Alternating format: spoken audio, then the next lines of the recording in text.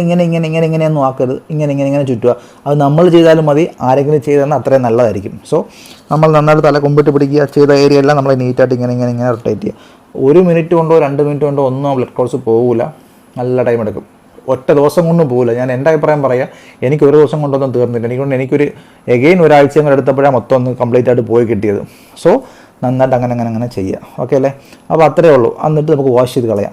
Okay, ഒറ്റ ദിവസം കൊണ്ട് മൊത്തം പോകില്ല. അയ്യോ ഇവിടെ ഇനിയുണ്ട് ഇനി എന്ന് വെച്ചാൽ മൊത്തം ഗ്രാഫ്റ്റ് ഒന്നും കളയാൻ നിൽക്കണ്ട. പോകുന്നിടത്തോളം പോട്ടെ. പിന്നെ നമുക്ക് ഇപ്പം നമ്മൾ എന്താ ഡേറ്റ് പറഞ്ഞു, 9-ാം തീയതി അല്ലേ? നമ്മളെ 7th ഡേ വന്ന് 9-ാം തീയതിയാണ്.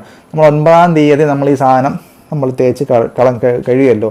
പിന്നെ മാക്സിമം നമ്മൾ ഉപയോഗിക്കുന്ന ബോഡി തുടയ്ക്കാൻ ഉപയോഗിക്കുന്ന തോർത്ത് നമ്മൾ എടുക്കേണ്ടത്, ഞാനത് പറഞ്ഞ കാര്യമാണ്. അതിനായിട്ട് എന്തെങ്കിലും കോട്ടൺ, നല്ല കോട്ടൺ, ഞാൻ എടുക്കുന്ന ടീഷർട്ടാണ്.